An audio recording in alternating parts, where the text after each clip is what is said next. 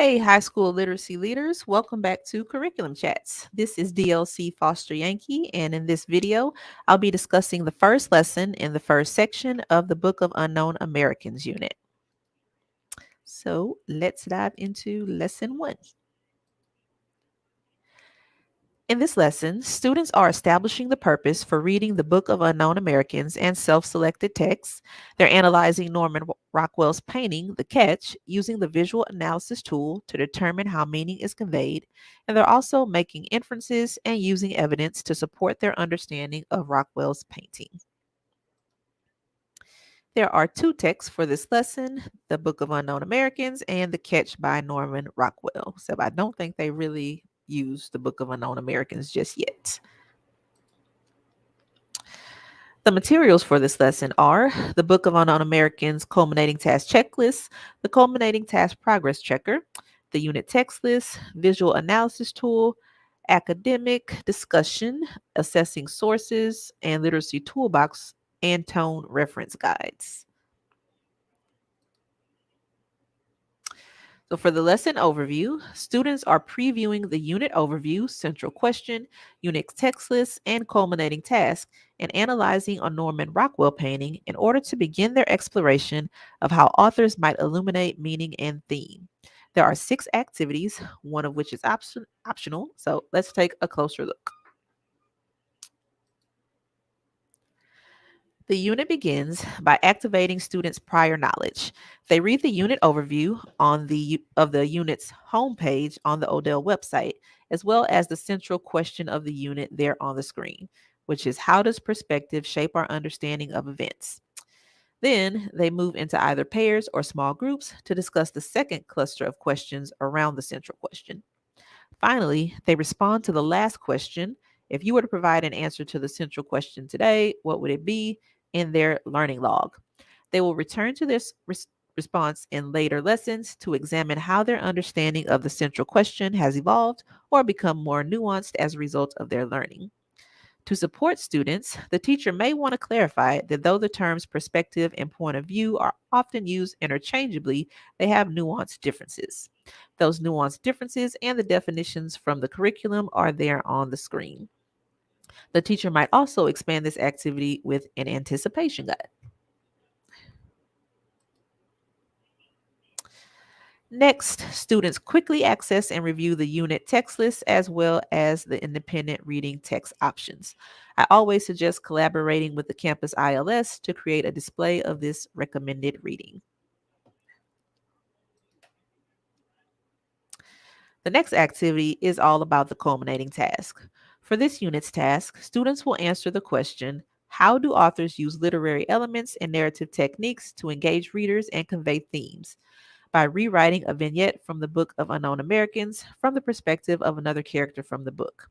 They'll consider plot, conflict, setting, character traits, theme, structure, and point of view, and make sure that they engage and orient the reader by introducing the setting and establishing a point of view, establish a story structure and convey the conflicts faced by the characters, use details and narrative techniques to develop believable characters, use precise words and phrases and sensory language to convey a vivid picture of the experiences and events, and provide a conclusion that reflects on the events portrayed, convey an implied theme of the story. And yeah, that's all the criteria for the culminating task. So students are working on their metacognition and progress monitoring skills by working in small groups to read and discuss the culminating task checklist and respond to the questions on the screen. Then the group either creates a checklist in their learning logs or uses the culminating task progress tracker to determine what they need to do to succeed on the culminating task and self assess how prepared they are currently to use the knowledge and skills they identified. To support students, the teacher might have them complete the checklist at the beginning of the unit and after each section diagnostic and collect those throughout the unit to monitor how they are evaluating their progress and make instructional decisions. As students work in their groups to unpack the culminating task prompt and evaluation criteria, the teacher should be circulating the room, checking on students either individually to probe their understanding of what is being asked of them. They might conclude this activity with a whole class discussion to make sure the students have a clear understanding of the task and work together to create a anchor chart that reminds students throughout the unit of the culminating task as well as those criteria that they developed and determined that they'll need to succeed. For activity 4, students read the goal statement on the screen and then work in small groups to read the sample discussion norms section of the academic discussion reference guide and answer the question, which norms are essential for successful small group work? In their learning logs, they write down 5 norms from the list that all members of their group agree upon. After a break is a perfect time to review when and how to efficiently move into groups, what to do once you're in a group, and how to participate and respond to others while engaged in group activities. This unit often uses small groups, so setting norms will help set the tone for that work. Though this is an optional activity, I can definitely see the benefit in allowing a few minutes for students to do this work, as in the long run, it will prevent a loss of instructional time spent addressing those issues that were mentioned earlier. For activity 5, students use Norman Rockwell's painting The Catch to explore and discuss narrative elements. First, they work independently using the visual analysis tool to examine the catch and use the question on the screen, what story is conveyed by the images in this painting, to guide their analysis. Then they get into small groups, using their analysis of the painting as a springboard to craft a joint 1 paragraph narrative of the painting that includes the setting, plot, and conflict, and supporting their group's interpretations of each element, plot, setting, and conflict, using evidence from the painting when they present it to the class in Activity 6. To support students, the teacher may want to model the analysis in this activity if this is the first time students are using the tool. There is also a sample reflection checklist suggested from the Academic Discussion Reference Guide to monitor and evaluate student discussions. A reminder, there really aren't any right or wrong answers for this activity. Students are going to have many different ideas about the meaning of the painting, and all are acceptable as long as they can defend their choices based on the evidence in the painting. If necessary, the teacher may want to provide basic definitions of setting, plot, and conflict prior to student independent analysis. Some students may also benefit from some guidance on what type of details to analyze, such as facial expressions, clothing, etc.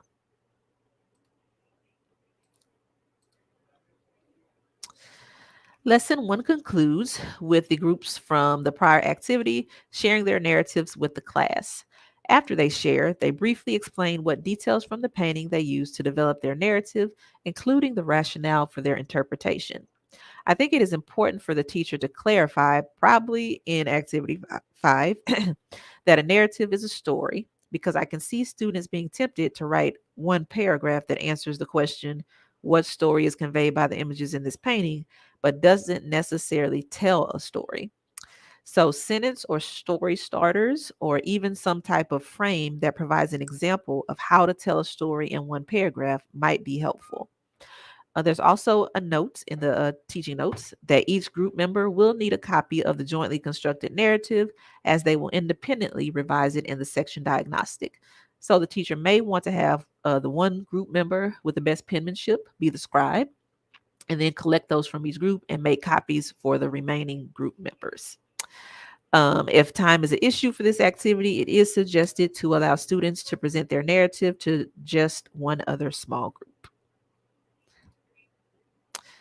On to the Cub for lesson 1.